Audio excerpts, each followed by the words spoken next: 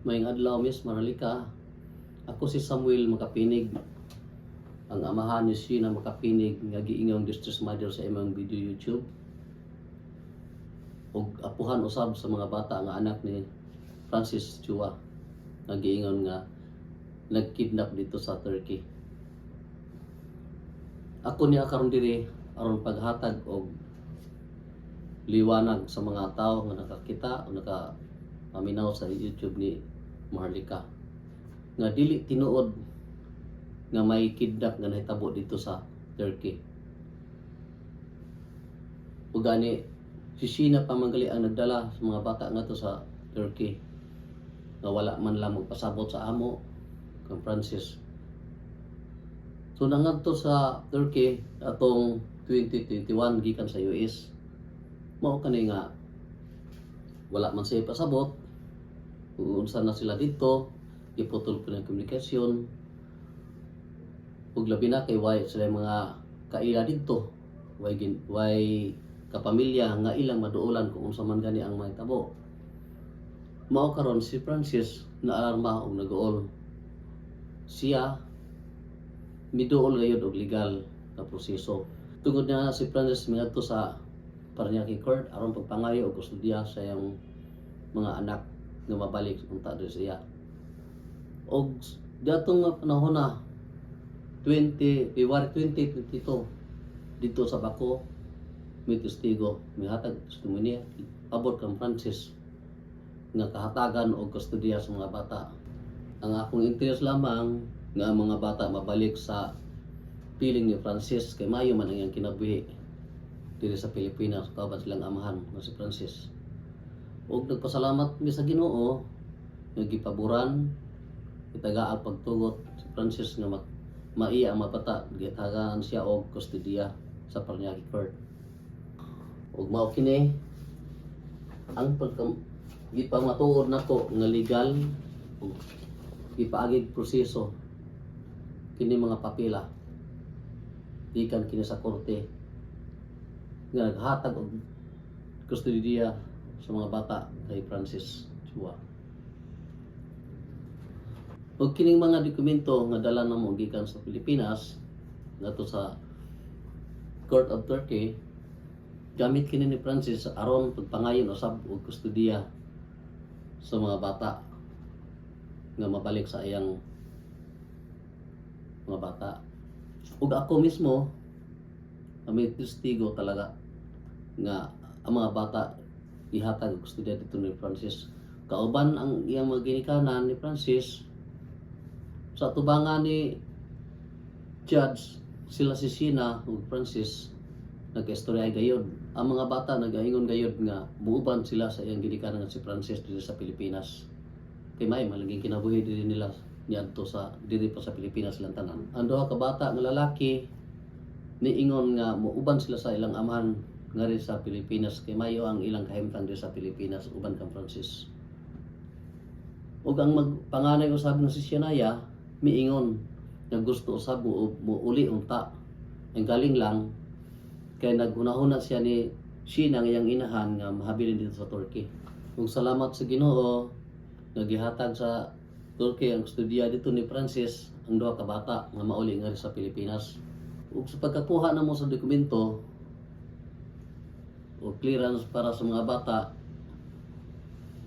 mingadto kami sa Istanbul Airport kauban ng mga bata o si Francis atong February 2023 kauban ng mga ginikanan ni Francis o mga bata. Kining dokumento nagikan sa court sa Turkey nga kini pagkamatuod nga gikahatagan si Francis og kustodiya nga madala ang mga bata ngadto sa Pilipinas nga wala gayoy kidnap nga nahitabo kay among gidaan sa proseso, legal nga proseso. Kini pagkamatuod usab kini mga larawan nga niya dinhi akong ipakita.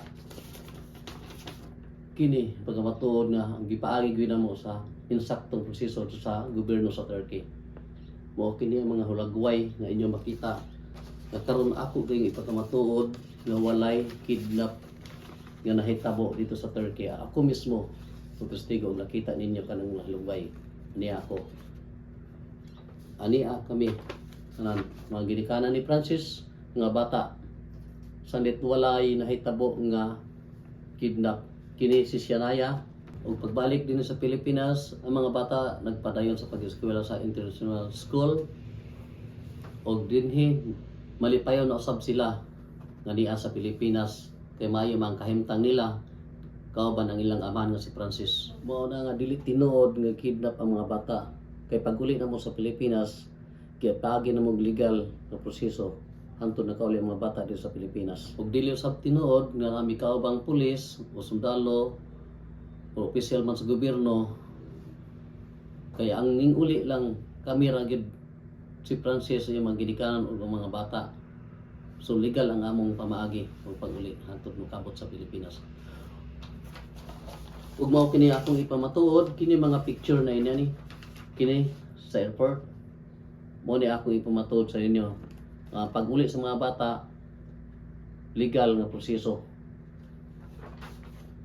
Aniya ako ang ginikanan ni Francis.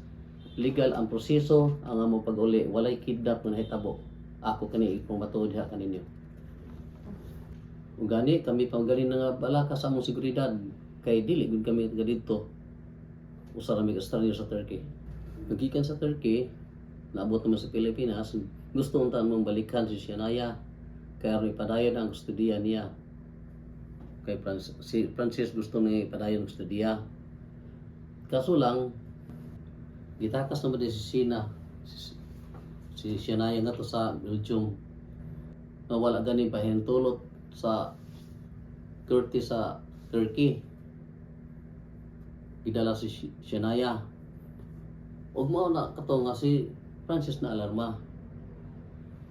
Ikulbaan sad mao nga nagunahon na pud siya og pang pasakag kaso kang China aron makuha niya si Shania dito sa Belgium ug kinahanglan man gani nga ako mismo mutistigi ko aron makuha na pud si Shania. Kay nabalaka na gyud kami kayo sa iyang kahimtang dito sa Belgium.